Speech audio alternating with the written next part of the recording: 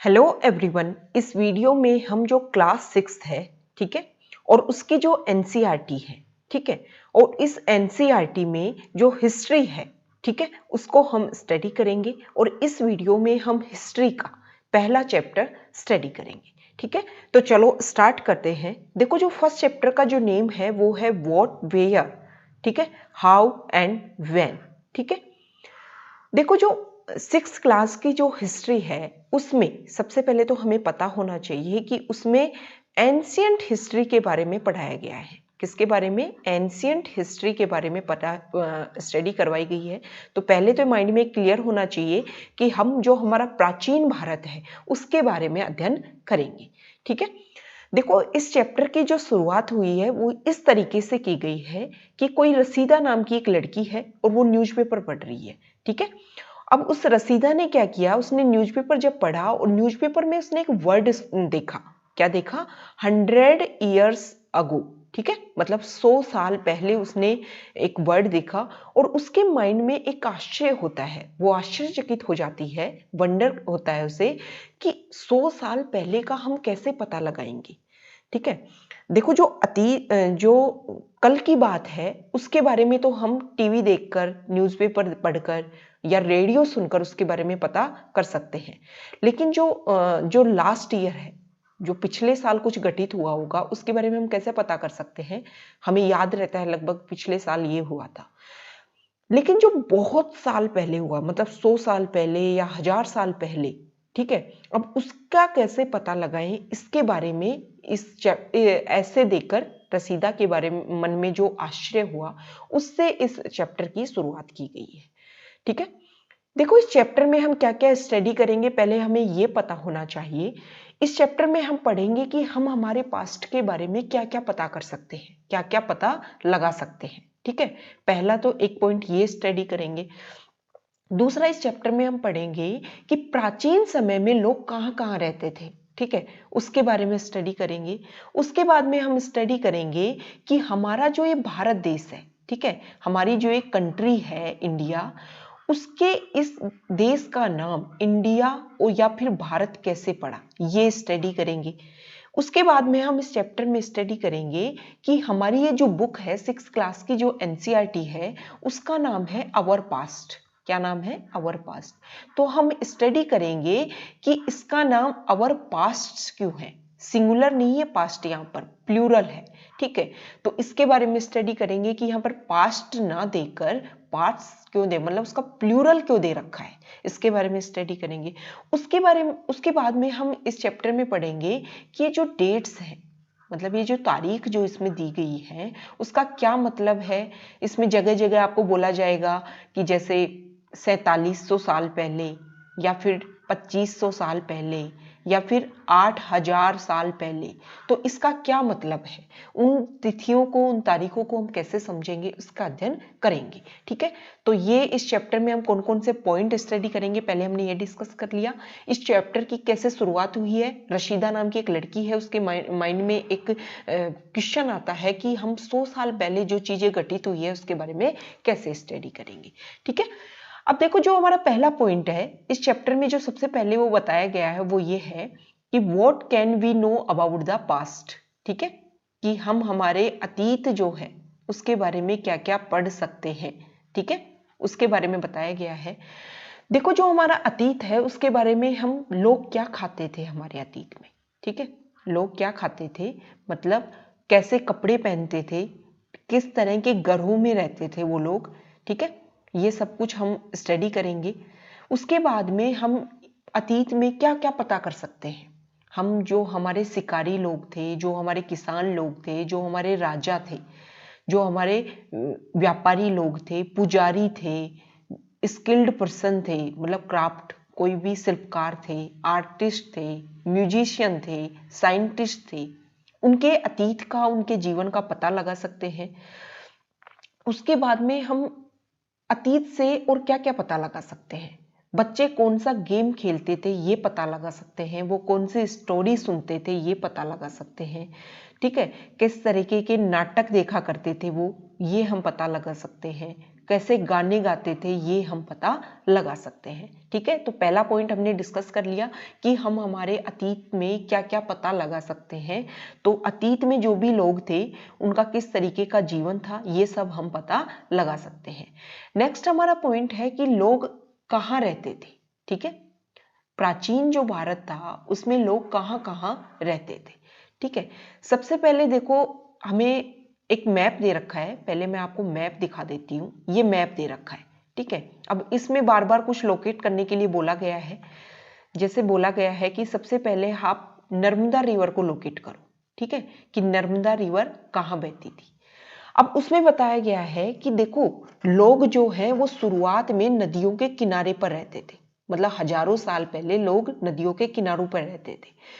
सबसे पहले जो लोग नर्मदा नदी के किनारे जो लोग रहते थे उसके बारे में इस चैप्टर में बताया गया है कि वो लोग स्किल्ड गैदरर थे। अब स्किल्ड गैदरर का मतलब क्या होता है? गैदरर मतलब होता है इकट्ठा करने वाला, और स्किल्ड मतलब कि उसे इस चीज की परख है कि वो क्या इकट्ठा कर रहा है। ठीक है, अब वो लोग क्या करते थे कि जो भी उन्हें जो मतलब खाने के लिए वो चीज इकट्ठा करते थे। स्किल्ड मतलब उनको ये पता था। देखो जब हम किसी प्लांट का कोई भी पार्ट इकट्ठा करते हैं तो हमें पता होना चाहिए कि वो प्लांट एडिबल है या फिर पॉइजनस है। मतलब खाने योग्य है, उसको हम खा सकते हैं, या फिर वो पॉइजनस है, जहरीला है। तो इससे ये पता चलता है कि वो जो लोग थे, मतलब उस समय नर्मदा नदी के किनारे जो लोग रहते थे, वो लोगों को पता था कि हमें कौन सा पेड़ खाना है, कौन सा पेड़ नहीं खाना है। ठीक है, जो नर्मदा नदी के जो किनारे जो लोग थे ना, वो एनिमल्स का हंटिंग भी करते थे। क्या करते थे? एनिमल्स की हंटिंग करते थे, जंगल से चीजें इकट्ठा करते थे।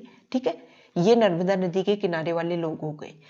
अब दूसरे जो इसमें लोकेशन दे रखी है वो दे रखी है सुलेमान और कीर्थर रेंज। ठीक है, वर्तमान में जो सुलेमान और कीर्थर जो रेंज है, देखो मैप में देखो, ये देखो यहां पर है सुलेमान और कीर्थर रेंज, मतलब वर्तमान का जो पाकिस्तान वाला एरिया है ना, वहां पर आती है ये सुलेमान और कीर्थर रेंज।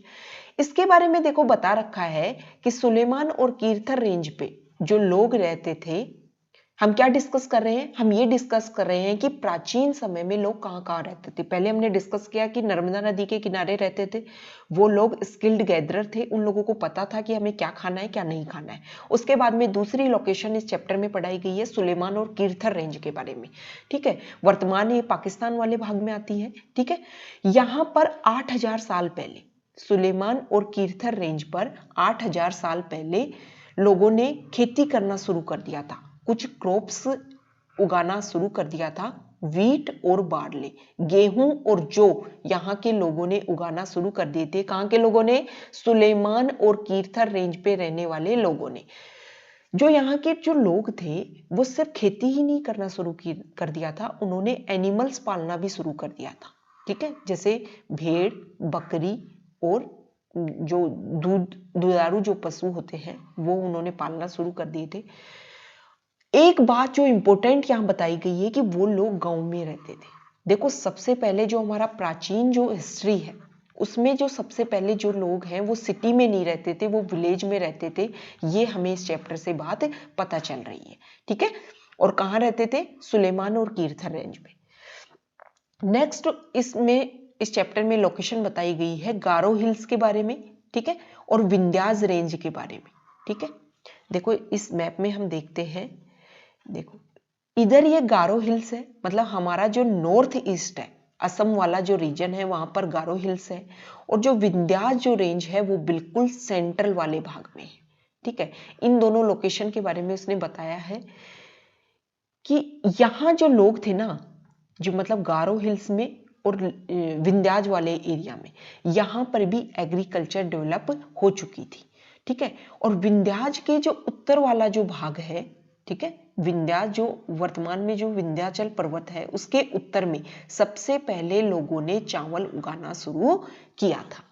क्या क्या डिस्कस किया है हमने? नर्मदा नदी के किनारे डिस्कस किया, उसके बाद में हमने डिस्कस किया सुलेमान और कीर्थर। सुलेमान और कीर्थर वाले लोग गांव में रहते थे और खेती करना और जानवरों को पालना शुरू कर दिया था। उसके बाद में विंध्यास वाला क्षेत्र और गारो हिल्स के बारे में डिस्कस किया।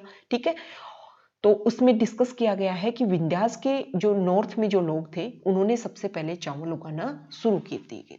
ठीक है, नेक्स्ट जो लोकेशन दे रखी है वो इसमें डिस्कस किया गया है कि इंडस रिवर, जो सिंधु नदी जो है और उसकी जो सहायक नदी है, सिंधु नदी और उसकी जो सहायक नदी है, ठीक है, उसके बारे में बताया गया है कि trace the river Indus and it's tributaries. ठीक है, अब ट्रिब्यूटरीज क्या होती है? देखो, छोटी छोटी नदियां होती हैं, वो किसी मुख्य नदी में जब अपना जल लाकर डेलती हैं तो इस मुख्य नदी का इन छोटी नदियों को क्या बोलते हैं? सहायक नदी, ट्रिब्यूटरीज। ठीक है, तो सिंधु नदी और उसकी जो सहायक नदियां हैं उनके किनारों पर लगभग 4700 साल पहले कुछ सिटीज डेवलप हुई थी। देखो, हम इस चैप्टर में क्या डिस्कस किया? सबसे पहले गांव विकसित हुए थे, फिर 4700 साल के लगभग सिटी विकसित हुई, और कहां विकसित हुई? सिंधु नदी और उसकी सहायक नदियों। देखो, इस मैप में दे रखा है सिंधु नदी और उसकी सहायक नदी।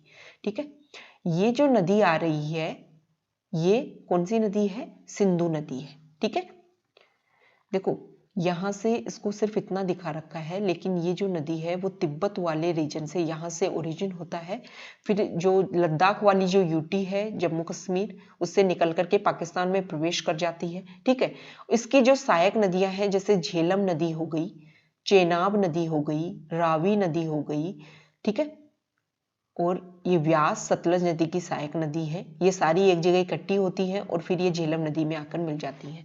तो 4700 साल पहले जो सिटी विकसित हुई थी वो इस इंडस नदी मतलब सिंधु नदी और उसकी सहायक नदियों के किनारे विकसित हुई थी। ठीक है, नेक्स्ट इसमें दे रखा है कि 2500 साल, इस चैप्टर में बाद में दे रखा है कि 2500 साल पहले जो सिटी डेवलप हुई थी वो गंगा नदी और उसकी सहायक नदियों के किनारे विकसित हुई थी। ठीक है, देखो 8000 साल पहले गांव विकसित हुए सुलेमान और कीर्थर वाली जगह पर जो वर्तमान में पाकिस्तान में।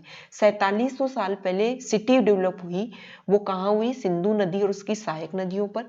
फिर 2500 साल पहले एक सिटी और सिटीज डेवलप हुई, वो गंगा नदी और उसकी सहायक नदियों पर विकसित हुई। अब गंगा नदी और उसकी सहायक नदियां हम देखते हैं। देखो देखो, ये गंगा नदी आ रही है, ये गंगा नदी है। ठीक है, और इसकी ये जो सहायक नदियां हैं, ये यमुना नदी उसके पैरेलल में, ये समानांतर में बहती हुई आ रही है। यमुना नदी की सहायक नदी है चंबल नदी, जो मध्य प्रदेश से निकलकर राजस्थान में बहती हुई फिर यमुना में मिलती है उत्तर प्रदेश में, और फिर यमुना मिल जाती है गंगा में। गंगा की एक मुख्य सहायक नदी है, राइट बैंक ट्रिब्यूटरी है, सोन नदी। ठीक है, ये सोन नदी, ये अमरकंटक यहाँ से निकलती है। इसके अलावा ये और नदियां हैं, घाघरा नदी, ठीक है, ये नदियां हैं, इसकी सहायक नदी है गंगा नदी की। तो 4700 साल पहले तो यहां पर सिटी डेवलप हुई थी, और 2500 साल पहले गंगा नदी और उसकी सहायक नदियों मतलब यहां पर सिटी डेवलप होती है। ठीक है, आगे इस चैप्टर में बताया गया है कि देखो, गंगा नदी और उसके ट्रिब्यूटरी को हमें लोकेट करने के लिए बोला गया है कि गंगा नदी और उसकी सहायक नदी है सोन नदी, राइट बैंक ट्रिब्यूटरी है सोन नदी। आगे इसमें बोला गया है कि देखो, गंगा नदी और उसकी जो सहायक नदी है मतलब गंगा नदी के दक्षिण में एक राज्य डेवलप हुआ था जिसका नाम था मगध। ठीक है, और यहाँ का जो राजा था वो बहुत ज्यादा शक्तिशाली था और उसने बहुत बड़ा एम्पायर डेवलप किया था। इस मगध साम्राज्य के अलावा हमारे देश में और भी जो साम्राज्य है वो विकसित हुए थे, ये इस चैप्टर में बताया गया है। इससे आगे बताया गया है कि देखो, जो लोग हैं वो एक जगह से दूसरी जगह पर ट्रेवल करते हैं। देखो, बीच में बहुत सारी पहाड़ियां, बहुत सारे पर्वत आते हैं, जैसे हिमालय, या फिर हमारा जो पश्चिम भाग है वो रेगिस्तान भाग है, बहुत सारी नदियां आती हैं, समुद्र आते हैं, और ये बहुत कठिन भी होता है लोगों को एक जगह से दूसरी जगह पर जाना, लेकिन इम्पॉसिबल कुछ भी नहीं है, असंभव कुछ भी नहीं है, लोग एक जगह से दूसरी जगह पर जाते हैं। अब कारण बताए गए हैं कि लोग एक जगह से दूसरी जगह पर क्यों जाते हैं। देखो, बहुत सारे जो लोग हैं वो एक जगह से दूसरी जगह पर अपनी आजीविका चलाने के लिए मतलब जीवन जीने के साधन के खोजने के लिए एक जगह से दूसरी जगह जाते थे। ठीक है, बहुत सारे लोग जो प्राकृतिक आपदाएं हैं जैसे बाढ़ है या फिर सूखा है उससे बचने के लिए एक जगह से दूसरी जगह जाते थे। बहुत सारे लोग सेना के रूप में एक जगह से दूसरी जगह जाते थे, मतलब दूसरी जगहों को जीतने के लिए लोग जाते थे। व्यापारी लोग जो कारवां में, मतलब एक समूह में अपनी जो वैल्यूएबल जो गुड्स हैं उनको एक जगह से दूसरी जगह बेचने के लिए जाते थे। जो धार्मिक जो शिक्षक हैं वो अपने उपदेशों को फैलाने के लिए एक कस्बे से दूसरी कस्बे में जाते थे, ठीक है।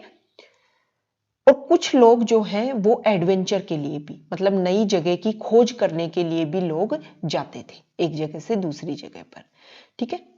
अब इससे क्या होता है, देखो लोग जब एक जगह से दूसरी जगह जाते हैं ना, उससे एक आइडिया शेयर होते हैं। मतलब यहाँ के जो लोग हैं, मान लो यहाँ ट्रेवल करके यहाँ जा रहे हैं, ठीक है।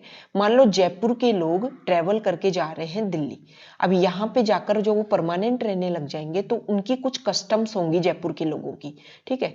अब वो जब यहाँ जाकर परमानेंट रहने लग जाएंगे तो इनकी ये कस्टम्स को, अपने रीति रिवाजों को यहाँ जाकर फॉलो करेंगे। तो यहाँ जो पहले से जो लोग रह रहे थे वो इनसे कुछ सीखेंगे। तो इससे क्या होता था, लोग जब एक जगह से दूसरी जगह जो जाते थे उनसे आइडिया शेयर होते थे, लोगों के विचार एक दूसरे से, मतलब एक दूसरे का आदान प्रदान होता था। अब आगे इसमें चैप्टर में बताया गया है कि देखो जो हमारा सब कंटिनेंट है, अब सबसे पहले सब कंटिनेंट समझना जरूरी है। देखो ये इंडिया है, यहाँ बताया गया है सब कंटिनेंट के बारे में इस चैप्टर में कि जो साउथ एशिया जो है, साउथ एशिया, ठीक है। अब उसमें कौन कौन सी कंट्री आती है, उसमें आती है, देखो ये इंडिया हो गई, ठीक है, ये इंडिया है, ये इंडिया है, ठीक है, ये इंडिया, और ये नेपाल है, ये नेपाल हो गया, ठीक है, ये भूटान हो गया, ये बांग्लादेश है, और ये इधर पाकिस्तान आ गया, इधर यहाँ पर ये पाकिस्तान आ गया, और ये नीचे श्रीलंका है, ठीक है। यहाँ पर देखो ये श्रीलंका आ गया। ये सारे जो देश है ना, इनकी जो सीमाएं हैं, आप देखो इंडिया के उत्तर में, भारत जो है उसके उत्तर में हमें पता है कि यहाँ पर हिमालय जो पर्वत है वो फैला हुआ है। फिर उसके बाद में ये वाला एरिया, इधर भी पहाड़ है, ठीक है। उधर अभी हमने डिस्कस किया पाकिस्तान वाले एरिया में जो है सुलेमान और कीरथार रेंज से अलग हुआ है, ठीक है। इसके नीचे अगर हम डिस्कस करें तो ये अरेबियन सी आ गया, नीचे हिंद महासागर आ गया, इधर बंगाल की खाड़ी आ गया। तो आप इस मैप को अच्छे से देखो, इस मैप से हमें पता चलता है कि पाकिस्तान, भारत, नेपाल, भूटान, बांग्लादेश, श्रीलंका, ये जो भाग है वो समुद्र के द्वारा, पहाड़ों के द्वारा या पर्वतों के द्वारा, शेष जो एशिया है उससे अलग हुआ है, ठीक है। वैसे तो देखो अगर हम कंटिनेंट से इसकी तुलना करें, इस भाग की, दक्षिण एशिया की, तो कंटिनेंट से तो छोटा है, लेकिन अगर कंपैरिजन करें और एरिया से तो काफी बड़ा है, ठीक है, और अन्य क्षेत्र से बटा हुआ है। इसलिए इस भाग को किस नाम से जाना जाता है, सब कॉन्टिनेंट के नाम से, मतलब उप महाद्वीप के नाम से जाना जाता है साउथ एशिया को, ठीक है। तो ये आगे इस चैप्टर में ये बताया गया है कि देखो जो पूरी जो भूमि है वो इन चीजों से कटी हुई है, लेकिन फिर भी लोग इन सीमाओं को फांद कर यहाँ पर आए। अब इन लोगों के आने से यहाँ पर क्या हुआ कि जो वहां के जो कल्चर था, वहां की जो ट्रेडिशन थी, उन उन चीजों को उन लोगों ने यहाँ पर आके हमारे जो भारतीय लोग हैं उनसे शेयर किया। इससे क्या हुआ, हमारी जो संस्कृति है, सभ्यता है, वो और समृद्ध हुई। हमारे यहाँ के लोगों ने पत्थरों पर कैसे कलाकारी करते हैं ये लोगों से सीखा, म्यूजिक को कंपोज करने की नई तकनीक सीखी, ठीक है, और खाना बनाने की नई तकनीक सीखी। मतलब अभी हमने डिस्कस किया कि जब एक जगह से दूसरी जगह लोग जाते हैं तो विचारों का जो आदान प्रदान होता है और इससे सभ्यता और संस्कृति समृद्ध होती है, ठीक है। नेक्स्ट इस चैप्टर में डिस्कस किया गया है नेम ऑफ द लैंड, मतलब हमारा जो भारत देश है, जो हमारा भारत देश है उसका क्या नाम है। दो नाम है, ये इस चैप्टर में बताया गया है, इंडिया एंड भारत, ठीक है। अब इंडिया और भारत ही इस देश का नाम क्यों पड़ा, ये इसमें डिस्कस किया गया है। देखो जो इंडिया जो नाम है वो इंडस नदी से आता है, मतलब सिंधु नदी से आता है, जिसको संस्कृत में सिंधु बोलते हैं। इंडस नदी को संस्कृत में क्या बोलते हैं, सिंधु। और ये कौन बोलते थे, देखो ये सिंधु नदी जो बह रही है, मान लो ये इंडिया है, ये इंडिया हो गया, ये रफ मैप है, ठीक है। अब यहां से ये सिंधु नदी आ रही है। अब इस सिंधु नदी के इस साइड ईरान था, ईरान और ग्रीक देश थे, ठीक है, मतलब टर्की और ईरान था। अब यहाँ के जो लोग थे ना, वो इस सिंधु नदी को तो बोलते थे, क्या बोलते थे, इंडस, सॉरी, सिंधु को बोलते थे। ईरानियन और ग्रीक जो लोग थे वो 2500 साल पहले हमारे भारत में उन्होंने इन्वेजन किया था। तो हमारे भारत में जो पहला ये जो मतलब आक्रमणकारी आए थे वो ईरानियन और ग्रीक लोग आए थे, ठीक है। और वो सिंधु नदी को इंडस के नाम से जानते थे, हिंडोस और इंडोस के नाम से जानते थे, ठीक है। अब वो लोग क्या बोलते थे कि सिंधु नदी के पूर्वी भाग में, इसका पूर्वी भाग मतलब भारत देश, इसके पूर्वी भाग में जो जगह है, जो धरती है, वो क्या है, इंडिया है, ठीक है। सिंधु नदी को तो हिंडोस या इंडोस के नाम से जानते थे और इस नदी के पूर्वी भाग में जो धरती है वो है इंडिया। इस प्रकार से तो पड़ा हमारे देश का नाम इंडिया। अब जो भारत जो नाम पड़ा वो क्या, वो बोलते हैं कि हमारे उत्तर और पश्चिम में एक लोगों का समूह रहता था जिसको किस नाम से जाना जाता था, भारत नाम से जाना जाता था, ठीक है। उस समूह के लिए, उन लोगों के समूह के लिए भारत नाम यूज किया जाता था और इसका वर्णन कहाँ किया गया है, ऋग्वेद में वर्णन किया गया है। अब देखो ये ऋग्वेद की भी डेट इसमें इस चैप्टर में बताई गई है कि 3500 साल पहले इस ऋग्वेद का कंपोजिशन हुआ था, ठीक है। पहले तो उन लोगों के लिए भारत नाम यूज किया गया, बाद में इस देश के लिए भारत नाम यूज किया गया। तो हमने डिस्कस किया इस चैप्टर में कि हमारी ये जो भारत देश है इसका नाम इंडिया और भारत कैसे पड़ा, ठीक है। अब आगे जो इसमें पॉइंट है इस चैप्टर में कि finding out about the past, कि हम हमारे अतीत का पता कैसे लगा सकते हैं, ये भी इस चैप्टर में बताया गया है, ठीक है। देखो हम हमारा जो अतीत है उसके बारे में कैसे पता लगा सकते हैं, तो कई सोर्स हैं जिनसे हम हमारे अतीत का पता लगा सकते हैं। जो सबसे पहला जो सोर्स है वो है रीडिंग बुक्स, मतलब जो हजारों साल पहले जो किताबें लिखी गई थी उनको पढ़ करके हम हमारे अतीत का पता लगा सकते हैं। अब जो हजारों साल पहले जो किताबें लिखी जाती थी उनको बोला जाता था मैन्यूस्क्रिप्ट, मतलब ये किताबें अपने हाथ से लिखी जाती थी इसलिए इनको बोला जाता था हस्तलिपि, ठीक है, हस्तलिपि। ये जो मनु जो है MANU, ये लैटिन वर्ड से आया है और जिसका अर्थ होता है हाथ, ठीक है। जो किताबें हाथ से लिखी गई वो होती है मैन्यूस्क्रिप्ट, मतलब हस्तलिपि। आगे इसमें बताया गया है कि ये किताबें लिखी कहाँ जाती थी, किस पर लिखते थे। देखो उस टाइम कागज का आविष्कार तो था नहीं, तो पाम की जो पत्ती होती है, पाम जो पेड़ होता है उसकी पत्ती के ऊपर लिखा जाता था या तो इनको, या फिर कहाँ लिखा जाता था कि हिमालय में देखो एक पेड़ मिलता है जिसका नाम है बर्च, ठीक है, उसकी छाल आती है, उस छाल के ऊपर इन किताबों को लिखा जाता था। अब देखो पत्तियों के ऊपर लिखी गई है या छाल के ऊपर किताबें लिखी गई हैं, तो ये ज्यादातर जो हस्तलिपि जो है वो समय के साथ खत्म होती गई, या तो इनको कीड़ों मकोड़ों ने काट खाया या फिर ये स्वयं ही नष्ट हो गई, ठीक है। देखो यहाँ पर एक इमेज दे रखी है एक हस्तलिपि की, वो किसी यहाँ पे बता रखा है कि ये जो हस्तलिपि है वो एक पाम के पत्ते के ऊपर लिखी गई है, ठीक है। आगे इसमें बताया गया है कि देखो हस्तलिपि लिखी जाती थी, अब वो समय के साथ में खत्म हो जाती थी, लेकिन फिर भी बहुत सारी जो हस्तलिपि है वो मंदिरों में या फिर मोनेस्ट्री, जो बौद्ध की जो मोनेस्ट्री होती है उनके अंदर ये संरक्षित है, ठीक है।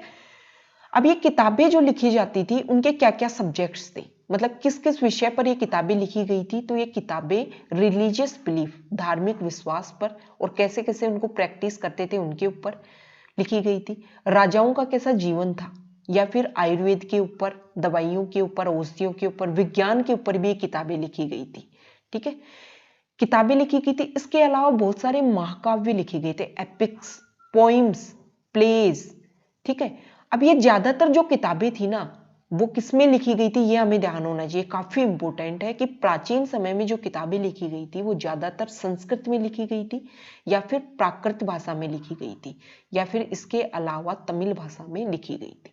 अब इस चैप्टर में ये बताया गया है कि जो ऑर्डिनरी जो लोग थे, मतलब सामान्य जो लोग थे ना, उनकी जो भाषा थी वो प्राकृत भाषा थी, ठीक है। तो क्या हमें पता किया कि हम हमारे अतीत का कैसे पता लगाएंगे? हस्तलिपि से, ठीक है। हस्तलिपि, अब वो ज्यादातर जो किताबें हैं वो कौन सी भाषा में लिखी गई ये हमने पता लगाया, और सामान्य लोगों की जो भाषा थी वो प्राकृत भाषा थी, ठीक है। अब देखो, एक तो अतीत का पता लगा लिया हमने, हिस्ट्री का पता लगा लिया किताबों से। दूसरा, हम अतीत का जो पता लगा सकते हैं वो लगा सकते हैं इंस्क्रिप्शन से। इंस्क्रिप्शन क्या होते हैं? शिलालेख होते हैं, मतलब हार्ड सरफेस के ऊपर, जैसे किसी पत्थर के ऊपर या फिर किसी धातु के ऊपर जब कुछ लिखा जाता है तो उसको बोलते हैं शिलालेख। अब ये शिलालेख क्यों लिखे जाते थे? देखो, ज्यादातर शिलालेख जो हैं वो राजाओं के द्वारा लिखे गए थे, ताकि इन शिलालेखों के ऊपर उनके जो ऑर्डर जो लिखे गए हैं उनको लोग देखें, उनको पढ़ें और उसका पालन करें, ठीक है। एक कारण तो ये था शिलालेख। दूसरा जो है, ये शिलालेख ज्यादातर मतलब राजा रानियों के द्वारा ये भी लिखे गए, इस तरीके से भी लिखे गए थे कि वो क्या करते थे अपने जीवन में, उन्होंने कौन सी युद्ध जीते, ये सब कुछ उनके इन शिलालेखों में वर्णन है। उनसे हमें पता चलता है कि हमारे इतिहास में क्या क्या युद्ध हुए थे, कौन कौन से युद्ध हुए थे, किन किन के बीच में लड़े गए थे, ठीक है। अब देखो, यहाँ पर एक एग्जाम्पल दे रखा है कि कंधार, जो वर्तमान में कहाँ है? अफगानिस्तान में है। उस कंधार में एक इंस्क्रिप्शन मिला है, किसका? अशोक, राजा अशोक का मिला है। और ये जो इंस्क्रिप्शन है ये है, और ये 2 भाषाओं में लिखा गया है इंस्क्रिप्शन। ऊपर जो है वो ग्रीक भाषा में लिखाया गया है, मतलब ये वाला जो भाग है वो ग्रीक भाषा में लिखा गया है, ठीक है। और नीचे वाला जो भाग है वो अरामेइक भाषा में लिखा गया है, ठीक है। तो ये यहां पर एक एग्जाम्पल दे रखा है राजा अशोक का। अब आगे क्या है? देखो, अतीत का पता लगा लिया, कैसे कैसे पता लगाया? एक तो किताबों से, दूसरा शिलालेखों से। अब अतीत का पता लगाने के लिए कुछ लोग भी होते हैं, कुछ वैज्ञानिक हैं जिनको आर्कियोलॉजिस्ट के नाम से जाना जाता है, ठीक है। अब ये आर्कियोलॉजिस्ट क्या करते हैं कि जो भी कोई बिल्डिंग, ठीक है, किसी भी चीज के अवशेष जो बचे हुए हैं उनका अध्ययन करके ये आर्कियोलॉजिस्ट जो लोग हैं वो अतीत का पता लगाते हैं। वो क्या करते हैं? वो किसी भी जगह को खोदते हैं, मतलब अर्थ के नीचे का जो सरफेस है उसको खोदेंगे, वहां पर कुछ भी मिलेंगे, जैसे कुछ टूल्स, कुछ औजार मिल गए, कुछ वेपन्स, हथियार मिल गए, कुछ पोट्स मिल गए, पेन्स मिल गए, कुछ आभूषण मिल गए, कुछ सिक्के मिल गए। अब इनका वो अध्ययन करते हैं और इनसे इतिहास का पता लगाते हैं कि हमारे जो हिस्ट्री है उसमें किस तरीके के सिक्के, कौन सी धातु यूज की जाती थी, ठीक है। इसमें से जो कुछ ऑब्जेक्ट्स हैं वो पत्थर के बने होते हैं, कुछ हड्डियों के बने होते हैं, कुछ बेक्ड क्ले मतलब मिट्टी को पकाकर बने होते हैं, और कुछ मेटल धातु के बने होते हैं, ठीक है। अब जो ऑब्जेक्ट्स हार्ड होते हैं ना वो तो बच जाते हैं लंबे समय तक। अब उनका ये आर्कियोलॉजिस्ट है, उनका पता लगाते हैं, उनका अध्ययन करते हैं और फिर वो हिस्ट्री डिक्लेयर करते हैं, ठीक है। इसके अलावा क्या है, ये आर्कियोलॉजिस्ट जो लोग हैं ना वो बोन्स की भी स्टडी करते हैं कि जो मतलब आर्कियोलॉजिस्ट लोगों ने हमारे, एक मिनट, आर्कियोलॉजिस्ट लोगों ने कुछ बोन्स को देखा, उनसे पता लगाया कि किस तरीके से जो लोग हैं वो बर्ड्स, फिश और एनिमल्स को खाते थे, ठीक है। और किस तरीके से जो प्लांट्स के रिमेन्स हैं, मतलब कौन कौन से उस समय ग्रेन्स होते थे, कौन कौन सी लकड़ियों का यूज करते थे लोग जलाने के लिए, ये सब कुछ जो पता है वो हमारे आर्कियोलॉजिस्ट लोगों ने पता लगाया है, ठीक है। अब हिस्ट्री का जो पता लगाने वाले जो और लोग हैं वो है इतिहासकार, हिस्टोरियंस लोग। हिस्टोरियन लोग क्या करते हैं कि ये जो आर्कियोलॉजिस्ट लोग हैं, जिन जिन सोर्स का उन्होंने खोजा है, जिन जिन ये मैन्यूस्क्रिप्ट, इंस्क्रिप्शंस और आर्कियोलॉजी के जो अवशेष मिले हैं, उनसे ये हिस्ट्री लोग क्या करते हैं कि इन सब चीजों का अध्ययन करते हैं, ठीक है। देखो, अतीत से किताबें मिली है, कुछ शिलालेख मिले हैं, और आर्कियोलॉजिस्ट लोगों ने किन जगह का खोद करके कुछ चीजें निकाली है। अब हिस्टोरियन लोग क्या करते हैं कि उन सभी चीजों का अध्ययन करते हैं और फिर एक तरीके से सीरीज से हिस्ट्री का लिखते हैं कि किस समय क्या हुआ था, कौन सी धातु यूज की जाती थी, कौन सी लिपि थी, कौन सी भाषा बोली जाती थी। तो इस तरीके से हम हमारे अतीत को पता लगाते हैं। ठीक है, हिस्टोरियन लोग हैं, इन सारे क्लूज का यूज करते हैं और फिर हमारे अतीत के बारे में बताते हैं। ठीक है,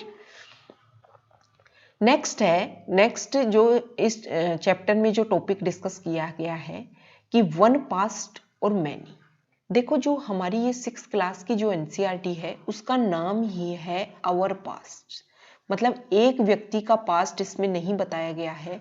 ठीक है, बहुत सारे लोगों का पास्ट इसमें बताया गया है। अब इससे हम क्या डिस्कस कर सकते हैं? देखो, एक व्यक्ति का पास्ट मतलब किसी राजा का या किसी और व्यक्ति का पास्ट नहीं बताया गया है। देखो, समाज में बहुत तरीके के लोग रहते हैं। कुछ लोग किसान होते हैं, कुछ लोग हंटर्स होते हैं, कुछ लोग गैदरर्स होते हैं। उन सभी लोगों का अलग अलग पास्ट होता है। कुछ किंग्स होते हैं, मतलब राजा लोग होते हैं, उनका अलग पास्ट है। एक फार्मर का अलग पास्ट है। ठीक है, अब जो किंग्स जो लोग हैं, राजा लोग हैं, उन्होंने तो अपने याद में किताबें लिखवा दी। ठीक है, या फिर कोई शिलालेख लिखवा दिए, इंस्क्रिप्शन लिखवा दी, तो इनका अतीत तो फिर भी पता चल जाता है। लेकिन जो नॉर्मल जो ऑर्डिनरी लोग हैं ना, उनका पता लगाना थोड़ा मुश्किल होता है। तो ये जो आर्कियोलॉजिस्ट लोग हैं, ऐसे खोद करके चीजें निकाल करके उनका पता लगाते हैं। अब देखो, एग्जाम्पल से हम पता करते हैं कि कैसे हर व्यक्ति का अतीत अलग होता है। ठीक है, देखो, अंडमान जो निकोबार आइलैंड्स है, वहां के ज्यादातर जो लोग हैं ना, वो फिशिंग, हंटिंग और कलेक्टिंग, मतलब जंगल से चीजें इकट्ठा करते हैं, जानवरों को मारते हैं। इसके अगर तुलना में जो शहर में जो लोग रहते हैं, उनका जीवन अलग है, उनको भोजन प्राप्त करने का तरीका अलग है। ठीक है, अब अंडमान में रहने वाले लोगों का तरीका अलग है, जीवन जीने का तरीका अलग है, और जो शहरों में जो लोग रहते हैं उनका जीवन जीने का तरीका अलग है। ठीक है, तो इसी तरीके से हम समझ सकते हैं कि जो अलग अलग जो लोग हैं उनका इतिहास भी अलग अलग होगा। ठीक है, आगे इस चैप्टर में बताया गया है कि देखो, और तरीके के अंतर भी हो सकते हैं। कैसे अंतर हो सकते हैं कि राजाओं ने जो युद्ध लड़े, ठीक है, उनकी जो जीत हुई उनके रिकॉर्ड है। लेकिन जो ऑर्डिनरी अभी हमने जो डिस्कस किया वही इसमें बताया गया है कि राजाओं के बारे में तो उन्होंने किताबें लिखवा दी अपने लिए और शिलालेख लिखवा दिए, उनसे उनकी जीत का तो पता चल जाता है। लेकिन जो शिकारी लोग हैं, ठीक है, जो गैदरर्स हैं, फार्मर्स हैं, उनका कोई रिकॉर्ड नहीं है। तो फिर आर्कियोलॉजी जो लोग हैं, मतलब पुरातत्व विभाग के जो लोग हैं, वो जो कुछ अवशेष जो बचे हुए हैं, उन अवशेषों का स्टडी करके इन सामान्य लोगों के इतिहास का पता लगाते हैं। ठीक है, नेक्स्ट इस वीडियो में डिस्कस किया गया इस चैप्टर में डिस्कस किया गया है कि तारीखों का मतलब क्या है। तारीखों का मतलब क्या है? देखो, हम यहां ऐसे डिस्कस करते हैं। एक मिनट, देखो, इस समय चल रही है 2020। ठीक है, 2020। अब ये 2020 हम कहां से पता लगाते हैं कि 2020 चल रही है? देखो, जो जीसस क्राइस्ट जो है ना, जिन्होंने क्रिश्चियनिटी को जन्म दिया था, उनके जन्म को मानते हैं 0 वर्ष। ठीक है, अब ये जो 0 वर्ष है, ये बर्थ ऑफ क्राइस्ट है, बर्थ ऑफ जीसस क्राइस्ट है। ठीक है, बर्थ ऑफ जीसस क्राइस्ट है। अब इस बर्थ ऑफ जीसस क्राइस्ट के जीवन को, मतलब जब उनका जन्म हुआ था, उस समय को मानते हैं 0। ठीक है, अब उससे हम 1 2 3 4 5 6 ऐसे जब इंक्रीज होते हैं तो 2020 आता है। अब 0 से 2020 तक हम जाते हैं तो इस समय को बोलते हैं, इस समय को क्या बोलते हैं? Common era. क्या बोलते हैं? Common era, CE। और जो जीसस क्राइस्ट के जन्म से पहले का जो समय है उसको बोलते हैं बिफोर कॉमन एरा। ठीक है, बिफोर कॉमन एरा। देखो, अभी हमने इस चैप्टर में कुछ डेट्स डिस्कस की हैं, अब उनको भी हम समझ लेते हैं। देखो, जैसे सबसे पहले हमने डिस्कस की थी कि 8000 साल पहले सबसे पहले कृषि के अवशेष मिले थे। कहां पर? सुलेमान और कीर्थर रेंज में 8000 साल पहले, 8000 साल पहले। अब ये 8000 साल जो है वो 2020 से हो रहे हैं। लेकिन अगर 0 से अगर हम इसको डिस्कस करें तो वो इसमें 2020 अगर हम सब्सट्रैक्ट करेंगे तो लगभग 6000 साल पहले। ठीक है, जीरो से अगर है तो 6000 साल पहले। एक हमने डिस्कस किया कि 4700 साल पहले सिंधु नदी और उसकी सहायक नदियों के किनारे कुछ सिटीज डेवलप हुई, ठीक है, जिसको सिंधु घाटी सभ्यता के नाम से भी जाना जाता है। वो अगर हम उनकी डेट डिस्कस करें, जीरो से अगर उनकी डेट डिसाइड करें तो लगभग 2700 साल पहले वो सिटीज डेवलप हुई थी, ठीक है। तो इस तरीके से डेट है कि जो जीसस क्राइस्ट का जो जन्म है, उनके जन्म को मानते हैं जीरो, और फिर वहां से तारीखों का निर्धारण किया गया है, ठीक है। तो ये हमने जो 6th क्लास की जो एनसीईआरटी है, जो उसका चैप्टर फर्स्ट है, जिसमें 6th क्लास के एनसीईआरटी में हमने डिस्कस वैसे भी कर लिया है कि एंशिएंट हिस्ट्री, जो हमारा प्राचीन भारत का इतिहास है, उसको डिस्कस किया गया है 6th क्लास के एनसीईआरटी में। और उसका जो फर्स्ट चैप्टर है उसमें हमने ये डिस्कस किया है कि किस तरीके से हम इतिहास का पता लगाते हैं, हमारे देश जो भारत है उसका नाम भारत और इंडिया कैसे पड़ा, और ये तारीख जो है उनको हम कैसे समझ सकते हैं, ठीक है। Okay, thank you.